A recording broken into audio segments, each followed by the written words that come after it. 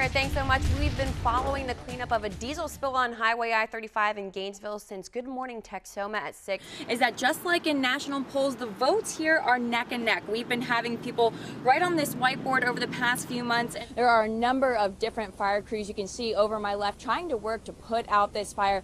Over my right shoulder, you can see the fire, the flames coming out. And for the second time in less than a week, an unoccupied building in Antlers has been destroyed by fire.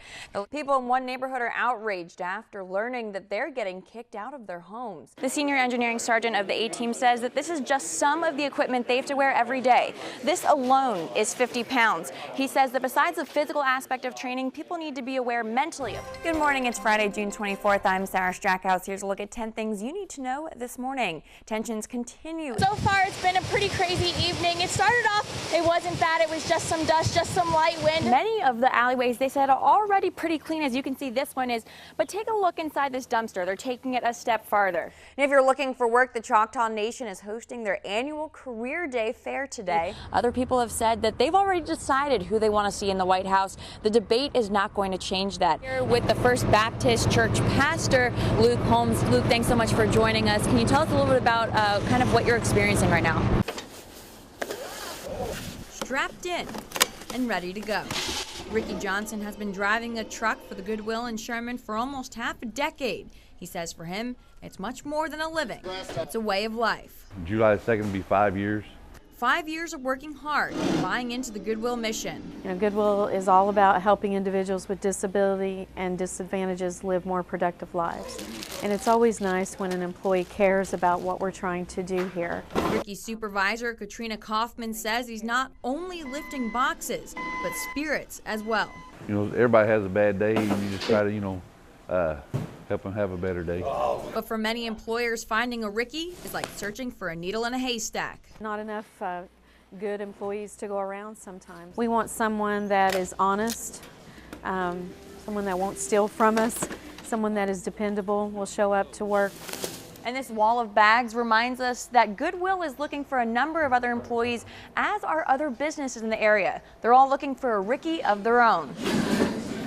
In the last week alone, a number of companies in Texoma have announced more than 1,000 job openings. Even with job fairs like this one last week. How are you?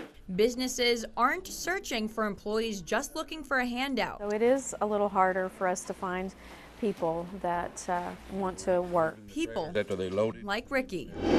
But for him, it wasn't always an easy ride. I had a triple bypass in 2011, December the 20th. It was an eye-opener.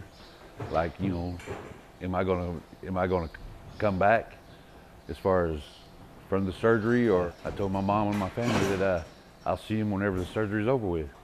And that was just the beginning. Because a lot of people, after they have a bypass and stuff like that, they don't work. But an ad in the newspaper and a quick interview brought him here. It's like a second chance in life. Now, with a new outlook on life, Ricky has another purpose. If I don't feel good, I still try to smile because that's just who I am. Proving once more, much more than a logo, is the importance of goodwill. Sarah Strackhouse, K10 News. Many question why. Why a middle school music room? Why a well-known church?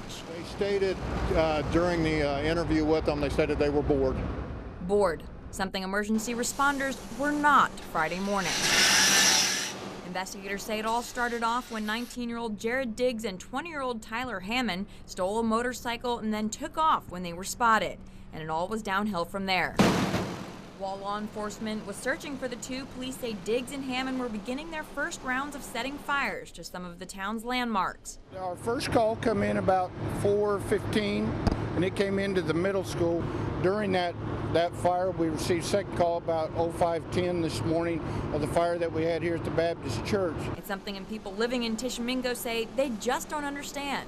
It's just kind of senseless that somebody would do something like that. Well, it's horrible. This is such an iconic church in our community. We're just heart sick about it. We really are. But we'll fix it. Baptist Church pastor Luke Holmes reminds us that while it's a sad loss, it could have been much worse. You know, a church is not a building, it's people, and so we're glad that God kept everyone safe. Safety has been a priority on everyone's mind. The church pastor as well as fire officials all say that thankfully they're just happy that no one was hurt, and they want to make sure that everyone gets home safely today. And there's more to be thankful for. Beautiful thing about living in Oklahoma, everybody pulls together and gets it done. We have a lot of good firefighters, and they came together and we saved what we could today. Reminding people it takes a village to keep a town safe. That's why it's always good if you see something suspicious, nothing wrong with calling it in. Reporting in Tishomingo, I'm Sarah Strackhouse. The race to the White House.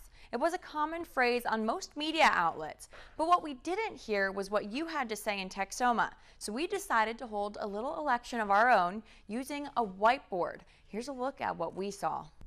2 competitors, 1 position. I think that's called the mother load. A lot of noise and distraction. He tells the country that he will make America great again, okay? She says we are Stronger together. We heard from them all campaign, but we really wanted to hear from you. Hillary Clinton. Donald Trump. Hillary. Trump. Don't like them, either one of them. We wanted the slate wiped clean and for voting to be more than the push of a button.